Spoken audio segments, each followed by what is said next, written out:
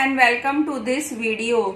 हम लोगों ने लास्ट वीडियो में एक बहुत ही इम्पॉर्टेंट टॉपिक के बारे में बात करी थी, मैथमेटिक्स के प्रोबेबिलिटी के बारे में। प्रोबेबिलिटी से कंसर्निंग रिलेटेड जितने भी इम्पॉर्टेंट जो हैं वो टर्म्स होते हैं, जैसे कि उसमें सैंपल स्पेस क्या होती है, इवेंट क्या होता है, इसको हम पहले वीडियो में हम लोग डिस्कस कर चुके हैं पिछले वीडियो में। अगर आपको मेरा वो वीडियो देखना हो तो आप प्लेलिस्ट में जाकर के उस वीडियो को सिलेक्ट कर सकते हैं, मैथ्स के अंदर प्लेलिस्ट में आपको मिल जाएगा।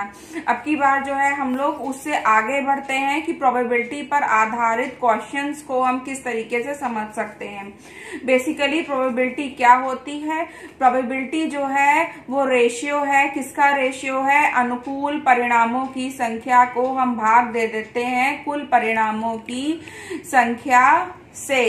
ठीक, तो अनुकूल परिणामों की संख्या से, और जो है अनुकूल परिणामों की संख्या बटे कुल परिणामों की संख्या से जो हमारा आ जाता है रेशियो, उसको हम कहते हैं प्रोबेबिलिटी। अब हम इसको जो है, आज मेरे पास में बोर्ड नहीं है इसलिए मैं इस बार जो है आपको पेन पेंसिल की मदद से समझाने की कोशिश करूंगी। चलिए बढ़ते आते हैं हम अपने टॉपिक की ओर। हाँ, तो चलिए हम लोग बात कर रहे थे प्रोबेबिलिटी के बारे में कि प्रोबेबिलिटी या प्रायिकता क्या होती है। प्रायिकता अनुकूल परिणामों की संख्या बटे कुल परिणामों की संख्या होती है। अगर हम इसको मैथमेटिकली डिफाइन करें तो हम कह सकते हैं कि PE होता है NE अपॉन NS। NE इसमें क्या है? NE एक घटना है। घटना में जितने भी नंबर्स होते हैं उनको हम इवेंट कहते हैं, और S क्या है? वो सैंपल स्पेस है। यानी कोई भी घटना घटित अगर होती है तो उसके सभी संभावित परिणामों को हम सैंपल स्पेस के अंतर्गत रखते हैं। चलिए अब हम समझते हैं कुछ एग्जाम्पल्स की मदद से। देखिए कि मेरे पास में ये 4 बबुए हैं। कितने बबुए हैं? 4। 1 2 and 3 and 4। कितने हैं हमारे पास में? 4 बबुए हैं।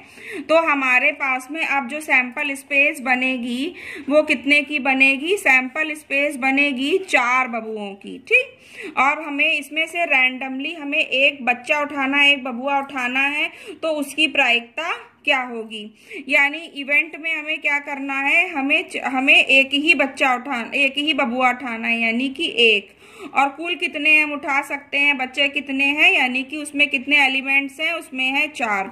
तो इसमें प्रोबेबिलिटी हमारी निकल करके आएगी 1/4। यानी इन 4 बबुओं में से रैंडमली एक बबुआ सेलेक्ट करने की जो प्रोबेबिलिटी है वो है 1/4।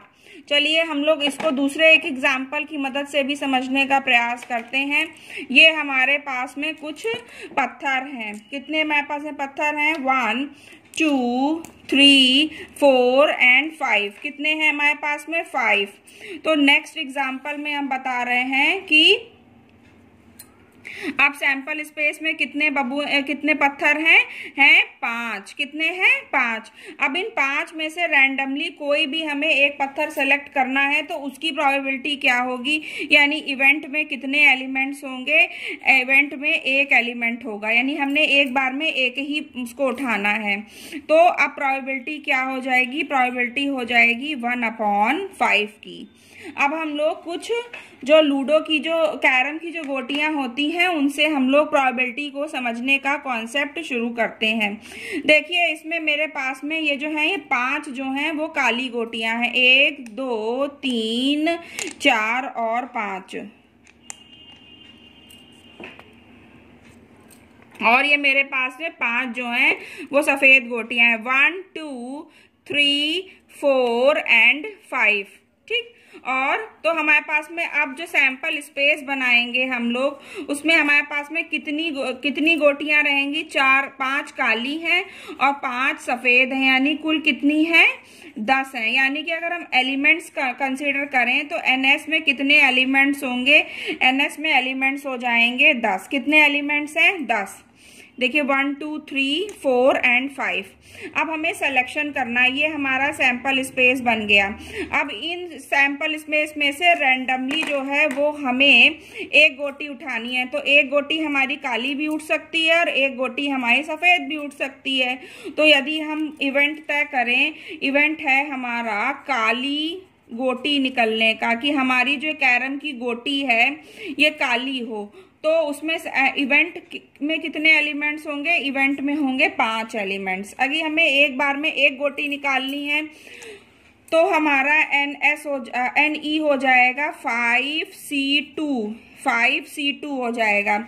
और टोटल में से हमें 2 गोटियां अगर निकालनी है तो NS हो जाएगा 10C2, यानी कि अब इस बार 2 गोटियों निकालने की प्रोबेबिलिटी होगी 5C2/10C2। इसी तरीके से यदि हमें एक गोटी निकालनी है, काली निकालनी है या सफेद निकालनी है, तो उसकी प्रोबेबिलिटी हो जाएगी 5C1, और अगर सैंपल स्पेस में से हो जाएगी 10C1, यानी कि प्रोबेबिलिटी हो जाएगी हमारी 5C1/10C1। ठीक, इतना क्लियर हो गया कि अगर हमारे सैंपल स्पेस में जितने भी हमारे पास में टोटल एलिमेंट्स हैं उनको हम कहते हैं सैंपल स्पेस। उसमें से हमें अगर काली सेलेक्ट करनी है तो हम 5 लेंगे, और यदि जो है हमें सफेद लेनी है तो भी हम 5 लेंगे। तो हम इन दोनों को कंबाइन कर देंगे तो हमारा सैंपल स्पेस निकल आएगा, और उसमें से हमें जितना हमें सिलेक्शन करना है उस हिसाब से हमारा इवेंट बन जाएगा। अब इसमें हम लोग 2 गोटियां और ऐड कर देते हैं। ये 2 हो गई रानी की, या एक हमने ऐड कर दी तो हमारे पास में अब गोटियों की संख्या हो गई 11। तो यानी हमारी जो सैंपल स्पेस है उसमें अब कितने एलिमेंट्स हो गए? अब हो गए 11। अब इन 11 में से रानी निकलने की प्रोबेबिलिटी क्या होगी? वो प्रोबेबिलिटी क्या होगी कि इसमें से जो है वो रानी निकल करके आए। रानी निकलने की प्रोबेबिलिटी होगी 1/11, यानी कोई भी अगर हम एक गोटी रैंडमली सेलेक्ट करते हैं तो उसकी क्या प्रोबेबिलिटी होगी कि वो रानी होगी? उसकी प्रोबेबिलिटी होगी 1/11। कितनी प्रोबेबिलिटी होगी? 1/11। इसी तरीके से हम और भी क्वेश्चंस को कर सकते हैं। अगर हमसे ये पूछा जाए कि हमने इस सैंपल स्पेस में जिसमें 10 गोटियां हैं, 5 काली हैं और 5 सफेद है, रैंडमली हम सिलेक्शन करते हैं, तो ऐसी इस बात की प्रोबेबिलिटी निकालो कि या तो वो काली होगी या फिर जो है वो सफेद होगी। तो फिर हम क्या करेंगे? हम काली की प्रोबेबिलिटी और सफेद की भी प्रोबेबिलिटी जो है वो दोनों को जोड़ देंगे, क्योंकि काली और सफेद दोनों ही गोटियां एक साथ में नहीं निकल सकती हैं। आई होप कि आपको जो बेसिक कॉन्सेप्ट है प्रोबेबिलिटी का, जो मैंने कुछ एग्जांपल्स के द्वारा समझाया है, वो आपको समझ में आया होगा। तो अगर आप ऐसे ही और वीडियोस भी देखना चाहते हैं, अगर आप ऐसे और भी वीडियोस देखना चाहते हैं तो please press the like button and please subscribe my channel and press the bell icon, जो इसको हिट करके उसको ऑल पर सेट कर लेंगे। मिलते हैं हम लोग प्रोबेबिलिटी के एक अगले वीडियो में, और till then goodbye, take care.